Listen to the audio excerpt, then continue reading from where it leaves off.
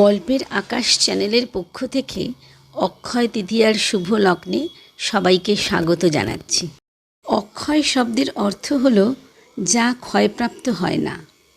বৈদিক বিশ্বানুসারে এই পবিত্র তিথিতে কোনো শুভ কার্য সম্পন্ন বা শুরু করলে তা অনন্তকাল অক্ষয় হয়ে থাকবে। অক্ষয় তৃতীয়া বৈশাখ মাসের শুক্লা তৃতীয়া অর্থাৎ শুক্লপক্ষের তৃতীয় দিন। এটি হিন্দু ও জৈন ধর্মাবলম্বীদের কাছে একটি বিশেষ তাৎপর্যপূর্ণ দিন। এই বছর অক্ষয় তৃতীয়া পূজার শুভ সময় হল 30শে এপ্রিল ভোর 5টা 41 থেকে দুপুর 12টা 18 পর্যন্ত। পূজার মোট শুভ সময়কাল 6 ঘন্টা 37 মিনিট। অক্ষয় তৃতীয়া আঞ্চলিকভাবে ভারতে হিন্দু ও জৈনদের দ্বারা একটি শুভ দিন হিসাবে পালন করা হয়। এটি অন্তহীন সমৃদ্ধির তৃতীয় দিন হিসাবে পূজিত হয়। অক্ষয় তৃতীয়াকে ভারত ও নেপালের হিন্দু ও জৈনরা নতুন উদ্যোগ, বিবাহ, দাতব্য এবং সোনা বা অন্যান্য সম্পত্তিতে বিনিয়োগের জন্য শুভ বলে মনে করে। এই শুভ দিনে অনেকগুলি পৌরাণিক ঘটনা ঘটেছিল, যেগুলি এই দিনটিকে এত মাহাত্ম্যপূর্ণ করে তুলেছে। এই দিনে বিষ্ণুর ষষ্ঠ অবতার পরশুরাম জন্ম নিয়েছিলেন। এই জন্য এই দিনটি পরশুরাম জয়ন্তী হিসাবেও পালন করা হয়। এই দিনে বেদব্যাস ও গণেশ মহাভারত রচনা আরম্ভ করেন। এই দিন থেকে সত্যযুগ শেষ হয়ে ত্রেতা যুগের সূচনা হয়। এই দিনে রাজা ভগীরথ গঙ্গা দেবীকে মর্তে নিয়ে এসেছিলেন। এই দিনে কুবেরের তপস্যায় তুষ্ট হয়ে মহাদেব তাকে অতুল ঐশ্বর্য প্রদান করেন। কুবেরের এই দিন লক্ষ্মীলাভ হয়েছিল বলে এই দিন বৈভব লক্ষ্মীরও পুজো করা হয়। কুবেরের এই লক্ষ্মীলাভের দিনে কেদার, বদ্রী, গঙ্গোত্রী, যমুনোত্রীর মন্দির 6 মাস বন্ধ থাকার পর এই দিনে তার দ্বার উদ্ঘাটন হয়।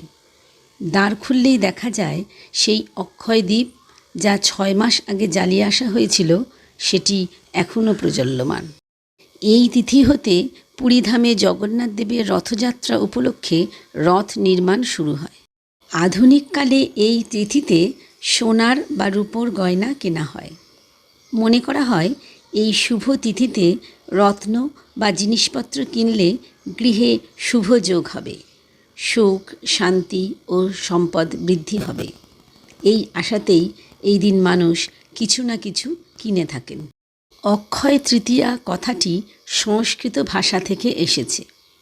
সংস্কৃত ভাষায় অক্ষয় শব্দটির অনেকগুলি অর্থ, যেমন অবিনশ্বর, ক্ষয় নাই যাহার, সমৃদ্ধি, প্রত্যাশা, আনন্দ, সাফল্য।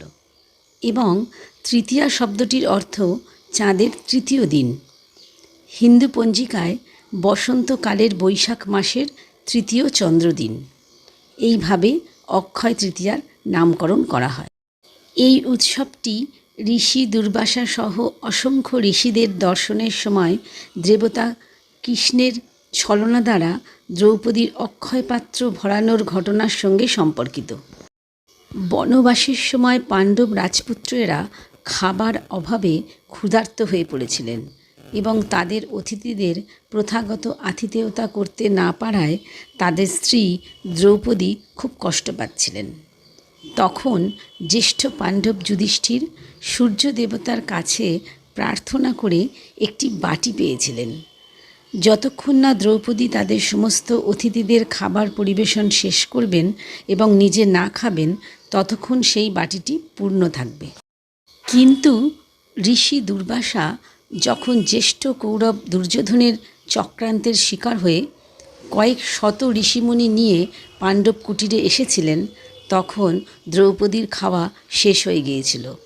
ফলে অক্ষয় পাত্রে আর খাবার থাকার কথা নয়।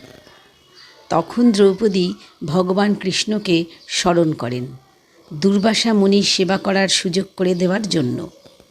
তা না হলে দুর্বাসা মুনি ক্রুদ্ধ হয়ে যেন কোনো অভিশাপ না দিয়ে ফেলেন।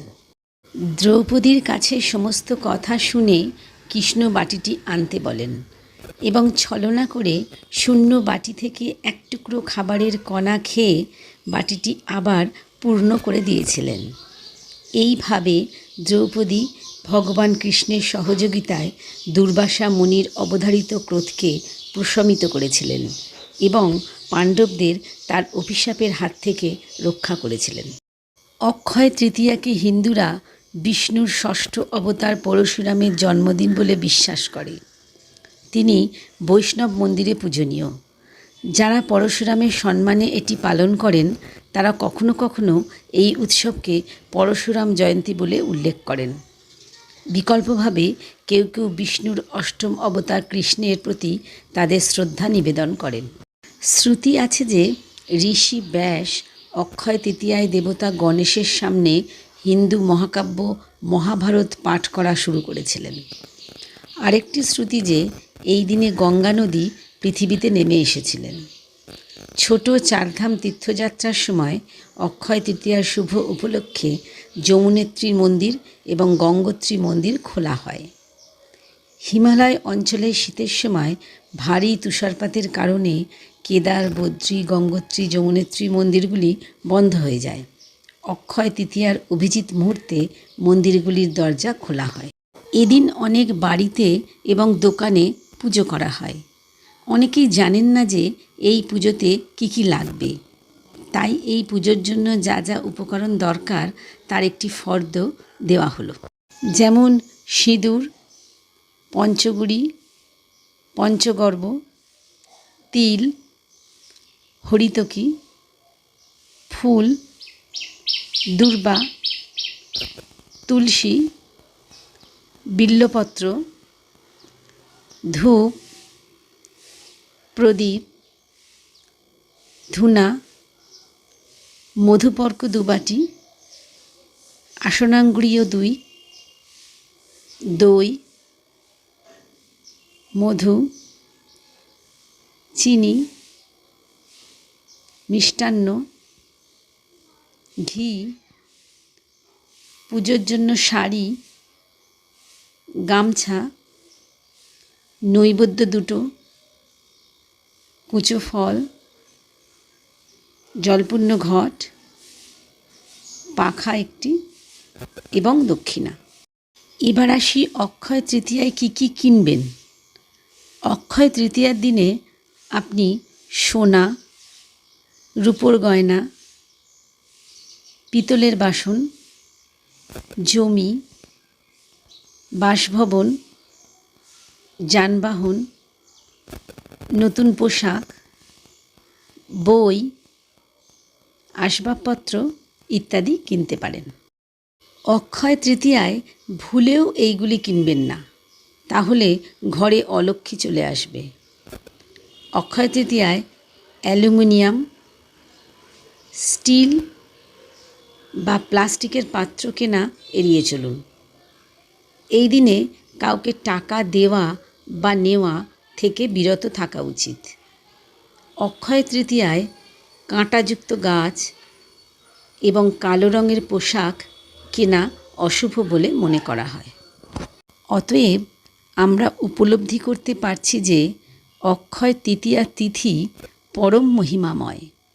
এই তিথিতে যা শুভকর্ম করা হয় তার ফল অক্ষয় পুণ্যদায়িনী।